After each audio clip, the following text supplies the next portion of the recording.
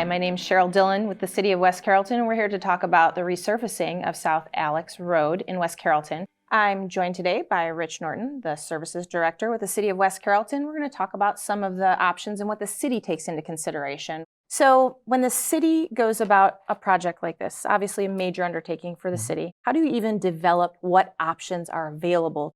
To get something of this magnitude off the board, we usually hire a consulting firm. So we hired Strand Associates out of Cincinnati to help us with this. And we look at traffic counts, we look at traffic speeds, we look at accident data, and you look at different options. What are the main factors driving this? Why does that need to be done now? We redid exit 47 back in 2011, 2012. And we found that there was about a 40% reduction in traffic on Alex Road after 2012. So we heard from Strain and Associates the option A and option B. And option A is a bit of a reconfiguration, and option B is resurfacing. There are pros and cons to both.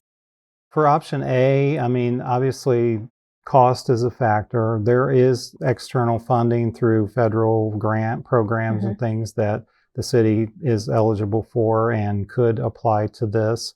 So it's using some of those dollars versus all local spending. So you look at that, trying to help leverage, funds where they're available. And to actually tap into those funds, you have to qualify with the right configuration per ODOT specifications on lane widths and different things like that. And so option A would allow you to qualify for funding. That would allow us to qualify for that, yes. Okay. Option B, which would be resurfacing. Explain to me a little bit about how you determine resurfacing roads now, and how, if at all, would that budget be affected by redoing this road just with this resurfacing project? Currently, we use about $650,000 per year for paving. So if we were to use local dollars on Alex Road, we would just be paving Alex Road, and it would take about 3 years worth of funding to do that, and the other roads would not get any treatment. But that would all be funded locally, and we'd end up with the same road that we have now, narrow lanes, still accidents and things like that. We are joined by Head Traffic Engineer of Strand Associates for the West Carrollton project, Jeff Hyman.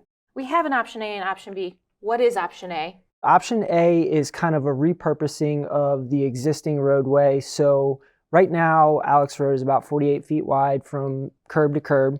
It's 5 lanes. So option A would use that same 48 feet, but distribute it amongst 3 lanes. And then option B, same 48 feet, but it just puts back what is out there today. So that's 2 lanes in each direction with the center turn lane. For Alex Road, the standards established by the state of Ohio suggest an 11-foot lane would be appropriate. You could go to 12 foot if you wanted to. So 9.5 feet is substandard and narrow. If that were to be an option, is it safe? When we talk about safety, there's a couple of things to consider, I would say. One thing that we always like to do is look at the data. So statistically, Alex Road is experiencing about 50 crashes a year in this study area, the area that we're talking about.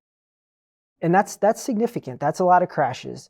In addition to that, on average, at least one of those crashes is resulting in serious injuries every year. What are the pros of option B and the resurfacing? The primary advantage of option B is its simplicity. There's not a lot from an administration or design perspective. You know what's out there, and you're just going to put it back.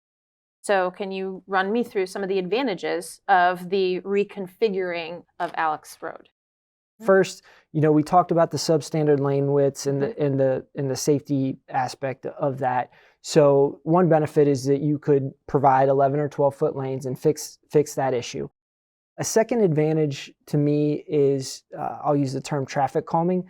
So as a part of the study, certainly we collected traffic volumes, but we also collected speed information. There are studies at the state and national level that suggest if you reduce the number of lanes, it reduces speeds and promotes speed consistency, which is helpful from a safety perspective. In a traffic study like what you've done, are you taking into consideration our future growth?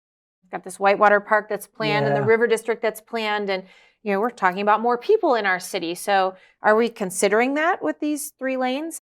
We absolutely try to consider that. And so there's a number of different things you do, but essentially you look at traffic today and then you forecast traffic out. And generally in our world, we look at a horizon of 20 years out.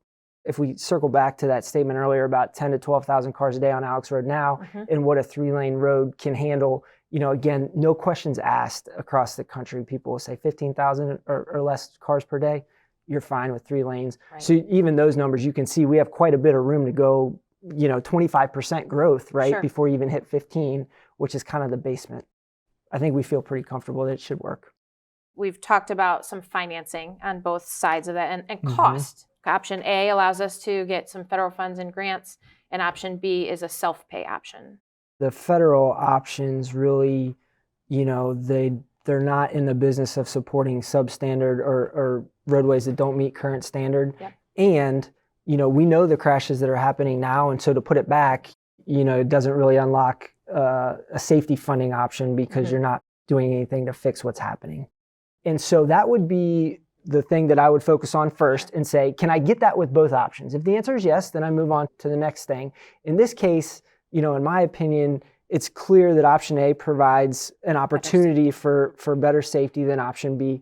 And then when you couple that with the fact that there maybe is an opportunity to leverage dollars from the state or the federal government, being in this industry, I can say confidently that this type of solution in this roadway is very consistent with the philosophy from a federal and state level. And there's some comfort in that, I think, too, right? And we're seeing that across the country. I mean, there are cities that are doing this all over the country, and it really is working beautifully.